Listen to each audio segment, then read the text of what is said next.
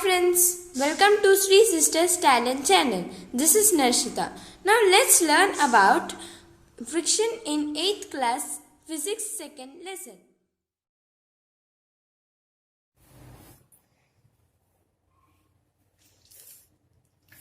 Now let's learn about force of friction.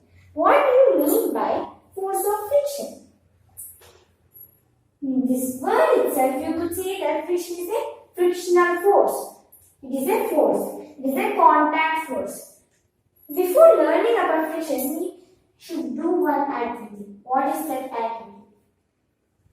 Let's take one table here, and I am taking one book and pushing it towards right.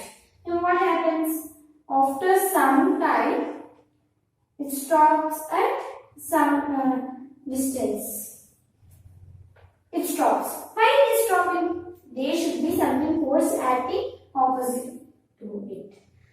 Something force is opposite it. Okay. Now let's do in this direction also. In this direction also let's do now. Oh, then also it stopped. Yes. There is something force opposing, whether it is right or left, something force is opposing in any direction. That force is nothing but force of friction. That is frictional force. Frictional force is nothing but the force which opposes the relative motion of the object is known as frictional force. And coming to next one. Next topic is factors affecting the friction. What are the factors affecting the friction? Let's learn. Let's learn it by two activities.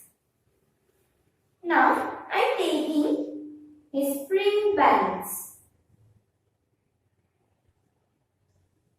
Here, spring balance has some readings and it measures the force acting upon the object. It has some string also. Now I am taking one brick and tying the string to it, and I want force acting upon it. Frictional force will act and we want the frictional force acting upon it. Okay, I got X value frictional force. In this reading I got X. Then what I will do is, now some polythene bag or some rough surface I will keep here. A rough cloth I will keep. Then I will get 1. Means here it is changing. The frictional force is changing depending upon the nature of the body.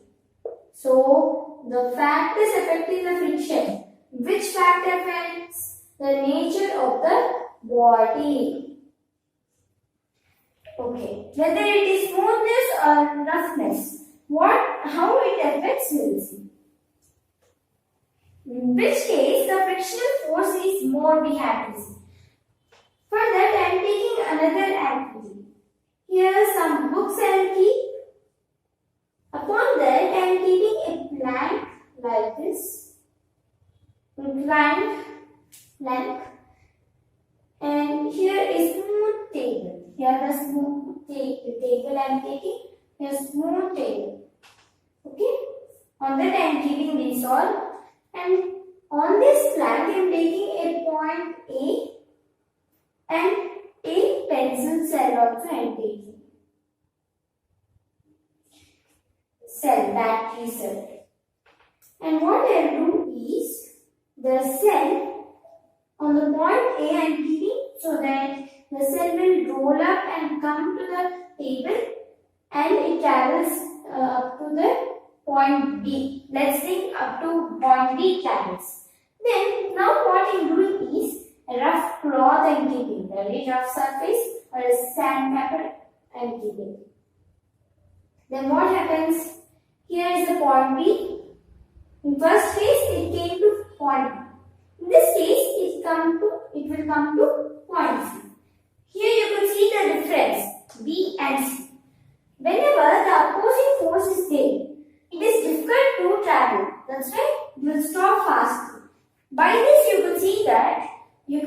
that rough surface, when roughness is more,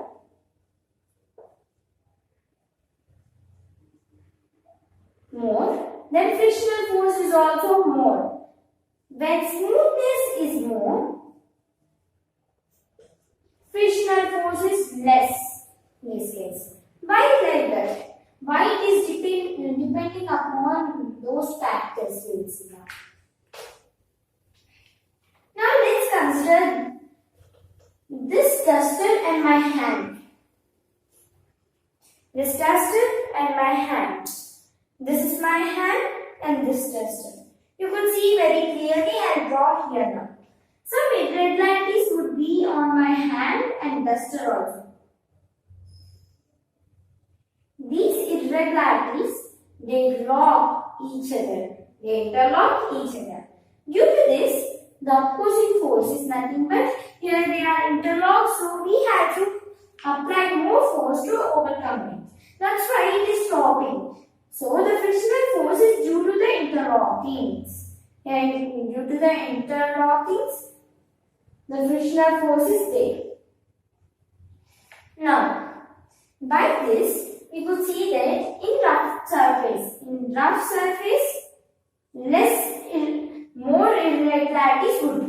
And in smooth surface, very less irregularities are there. When less irregularities are there in the smooth surface, then less interlockings. When less interlockings are there, less frictional force would be. Then, this is about the factors affecting the frictional force. Depending upon the nature of the body, whether it could be smoothness or roughness. Depending upon frictional force. Here you could see that frictional force is necessary evil means frictional force is necessary and evil also. Frictional force has advantages and disadvantages. Here frictional force, if you think it is a friend. How it is a friend? Because we are walking, right? When we are walking, we are getting grip because of the interlockings. Because of the interlockings, we are getting grip and we are not falling. And we are able to walk. And we are sitting also because of frictional force. There are many advantages of frictional force. We are stopping or we are able to walk because of the frictional force. So it is a friend. You could say because of this advantages, frictional force is a friend. But why frictional force is a evil means frictional force is a enemy also. Why it is an enemy? Let's see why. Frictional force is foe. Why it is foe? Because of its disadvantages. If you see, you are both palms. If you rub like this, the frictional force is produced because of the interlockings. Then what happens is, if you rub vigorously your palms, what happens? Heat is produced. The same way, in large machineries, the heat is produced. Because of that, energy loss happen and the machineries get spoiled because of the frictional force. So it is enemy also. Whenever anything is your enemy, what you will do? You will be aware of it. That's why we want to reduce the frictional force because it is foe. But we want to increase the frictional force when it is advantage. When it is our friend, we want to increase it. We want to increase our friendship bond. In this way, we want to increase and reduce the frictional force. Then how could we increase and reduce the frictional force? How could we do that? We know that rough surfaces increase frictional force. That's why what we will do is, for increasing frictional force, we have to create more irregularities. Because of that, more interlockings and frictional force is more.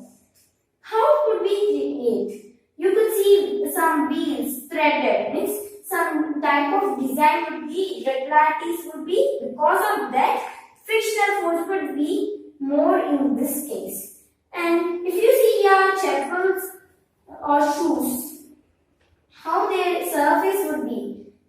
If you turn it back and see how it would be, something designs it would be, and some irregularities would be. Why? To increase the friction. Because here interlocking should be for the frictional force.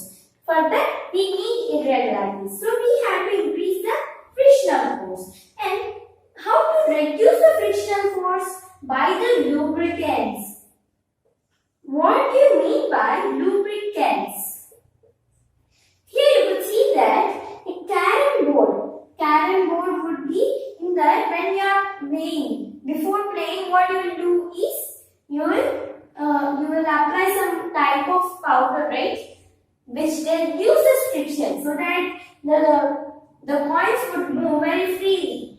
So these are known as lubricants. These are smooth surfaces. Smooth surfaces generally decrease the frictional force. That is why we want to apply some smooth surfaces like oil, grease, etc.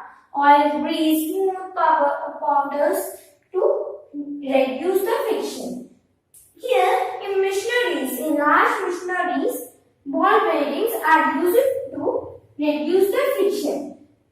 That is also known as lubricants. Lubricants are things which are smooth and reduce the friction. That's why we use lubricants to reduce the friction.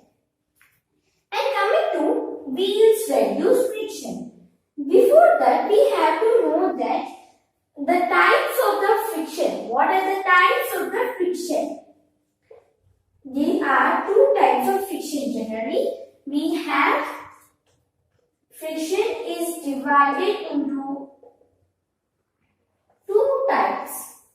What is that? First one, static friction, and second one, kinetic friction. This kinetic friction is again divided into sliding friction and rolling friction.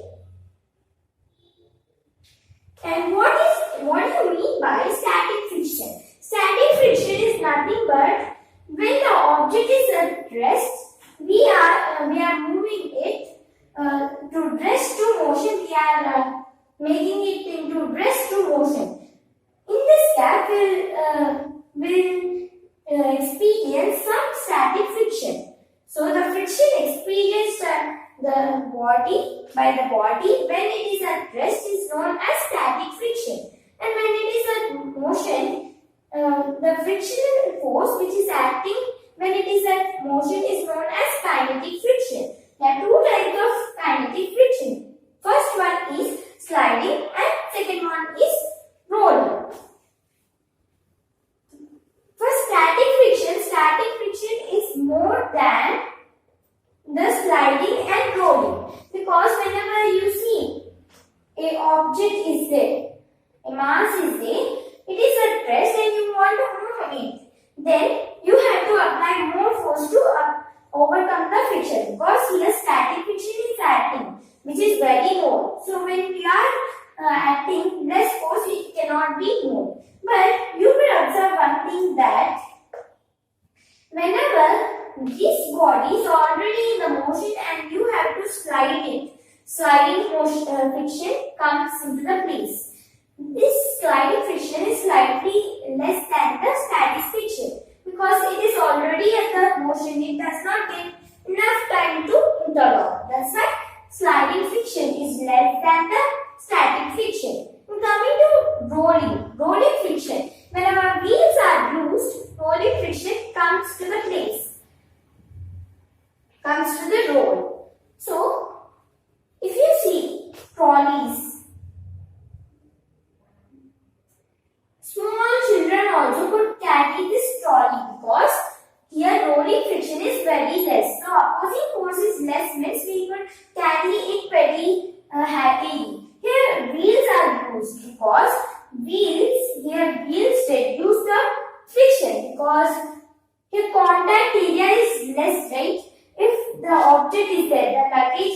contact area is more and mass is directly acting. So interlocking would be more. But here contact area is less and it easily comes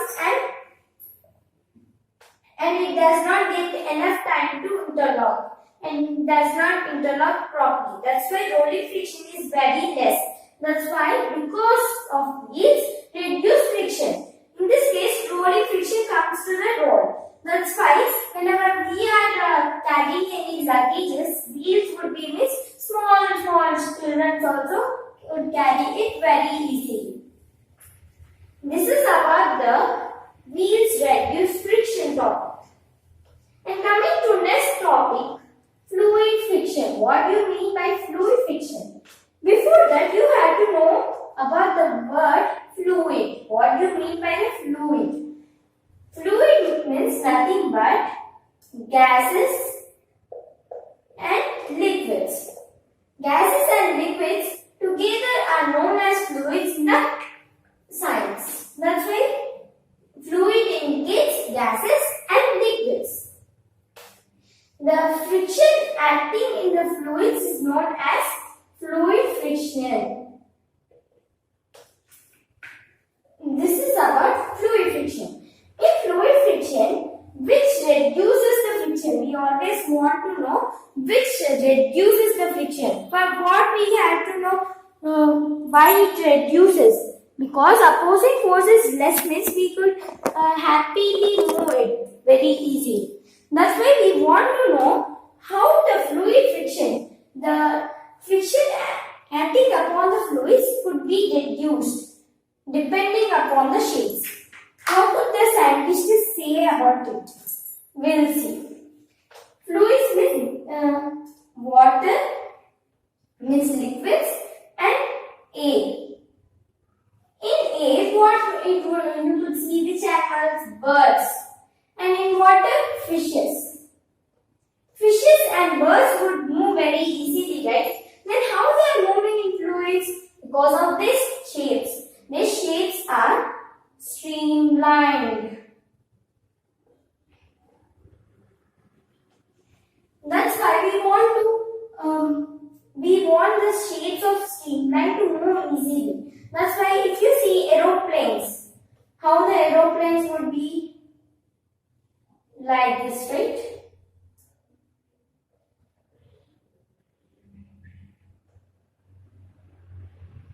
This is an aeroplane. If you see it carefully, it is just like the shape of the bird. Bird is also in the shape of the aeroplane because by seeing the bird, we have designed the aeroplanes. The shape is same, streamlined. The same way boats are designed by the fishes. So, by depending upon the shapes, the friction depends upon the shape. In this case, shapes and speed is the factors affecting the fluid friction because if we see the shapes of the scientists saw these shapes and designed the vehicles like aeroplane and boats and ships. By these shapes and what happened when the frictional force in the air is there, right? Fluid frictional force. Whenever it is acting, we lose some energy to reduce the loss of energy. We have designed the shapes of birds. This is about the fluid friction. This is about your friction topic in class 8 science textbook. So thank you for watching this video. Please like, subscribe and share this video. Bye.